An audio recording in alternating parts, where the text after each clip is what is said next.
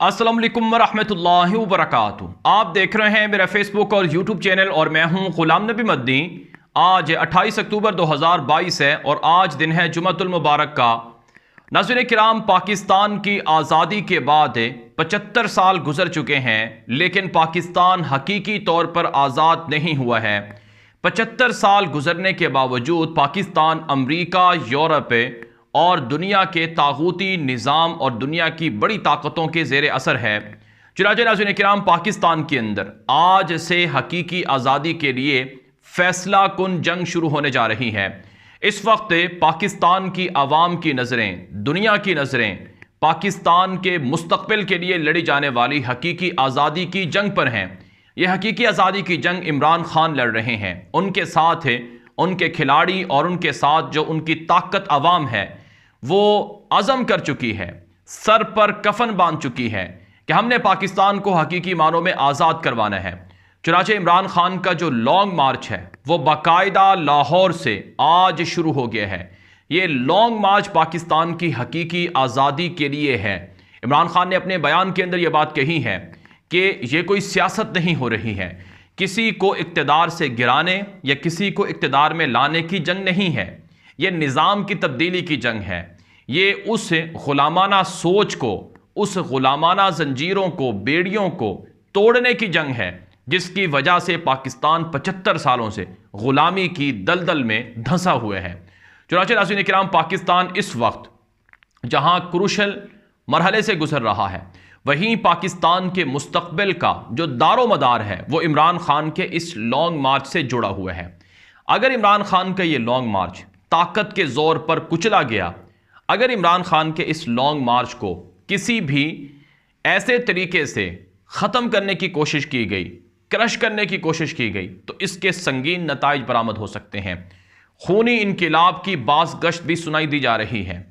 ना सिर्फ खूनी इनकिलाब की बल्कि जो नून लीग के लोग हैं वो तो माशाल्लाह की भी बाज़ गश्त सुना रहे हैं और इसी तरह से गवर्नर राज की भी इतलात मौसूल हो रही हैं।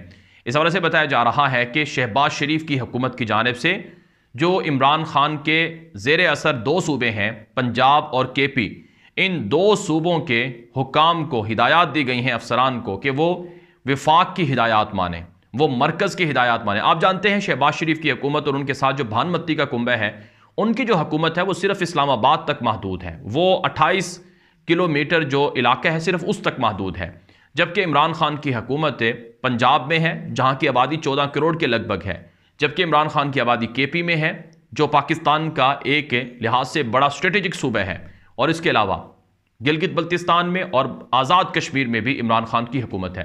तो पाकिस्तान के अमलन 4 खित्तों में, 4 सूबों के अंदर इमरान खान हुकूमत कर रहे हैं, सिवाय सिंध के और पंजाब जो बलूचिस्तान है वहाँ पर भी इमरान खान के हामियों की बड़ी तादाद है। तो अब नाज़रीन किराम, आर या पार इमरान खान ने लॉन्ग मार्च शुरू कर दिए हैं। इमरान खान का ये कहना है कि उन्होंने अपने सर पर कफन बांधा है, वो अपनी ज़िंदगी को अपने हथेली पर रख कर पाकिस्तान की हकीकी आज़ादी के लिए जंग लड़ रहे हैं। उन्होंने अपनी ज़िंदगी दाव पर लगा दी है और ये उनकी ज़िंदगी का सबसे बड़ा कठिन मरहला है, कठिन इम्तिहान है। पिछला जो लॉन्ग मार्च शुरू हुआ था 25 मई को, उसको ताकत के ज़रिए से कुचला गया था और अब भी रिपोर्ट्स यही हैं कि हुकूमत ने ताकत का इस्तेमाल करने का फ़ैसला कर रखा है। हुकूमत चाहती है कि इमरान खान को सबक सिखाया जाए और इसी मकसद के लिए आप जानते हैं इमरान खान के ख़िलाफ़ बाकायदा प्रेस कॉन्फ्रेंसेस भी हो रही हैं और इमरान खान को बुरा भला साबित करने की कोशिश भी की जा रही है। लेकिन लोग हैं कि दीवाने हैं, वो इमरान खान से पीछे हटने को तैयार नहीं है और वो इमरान खान के साथ है, जीने मरने को तैयार हैं। तो अब ये फैसला कुन जंग है, ये जंग कौन जीतेगा इसका फैसला आने वाले 10 दिनों के अंदर हो जाएगा। इमरान खान का ये जो लॉन्ग मार्च है ये बड़ा पुरअमन है और इमरान खान ने इस लॉन्ग मार्च के लिए 3-3.5 महीने तैयारी की है। 25 मई के बाद से इमरान खान ने इस लॉन्ग मार्च की तैयारी की और उन्होंने बड़े मंसूबे बना रखे हैं। अभी तो वो चीज़ें जो इमरान खान के दिल के अंदर हैं, जो उनके सीने में जो राज दफन है, अभी तक जो मंसूबे हैं वो किसी को पता नहीं है।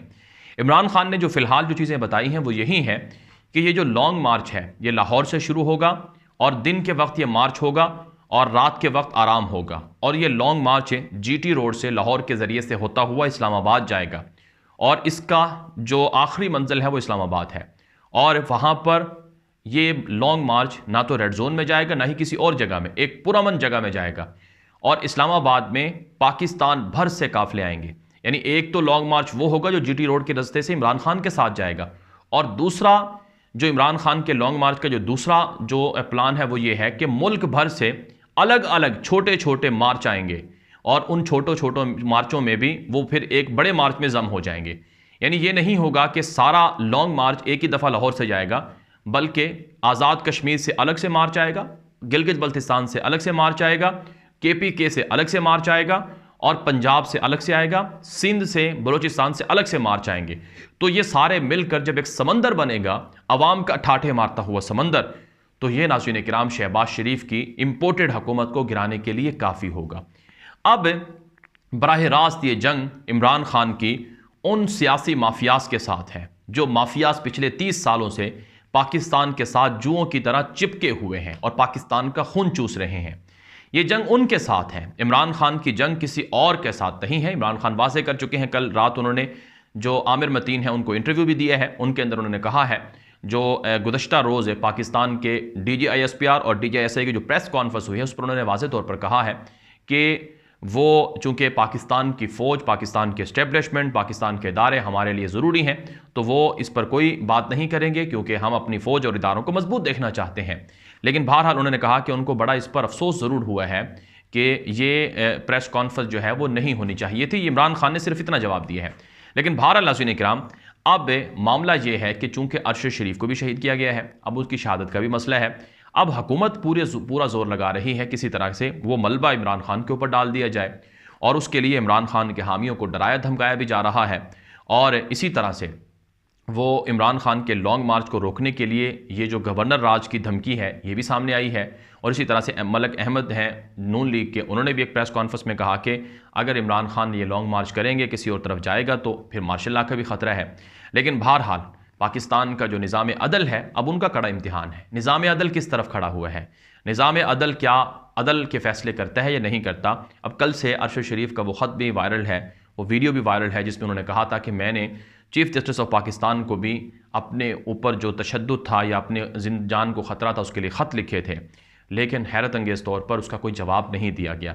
تو اگر پاکستان کے اندر لوگوں پر ظلم ہوتا رہا، لوگوں کو شہید کیا جاتا رہا، طاقت کے ذریعے سے فیصلے منوائے جاتے رہے اور عوام کی رائے کو کچلا جاتا رہا، تو پھر ناظرین کرام حالات کسی کے کنٹرول میں نہیں رہیں گے۔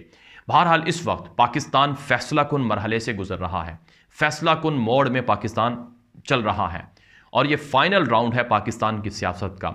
اگر عمران خان کا یہ لانگ مارچ کامیاب ہو جاتا ہے تو پاکستان 75 سالہ غلامی کی زنجیریں اور بیڑیاں توڑ ڈالے گا، اور پھر پاکستان انشاءاللہ ترقی بھی کرے گا، آگے بھی بڑھے گا اور آزاد بھی ہوگا۔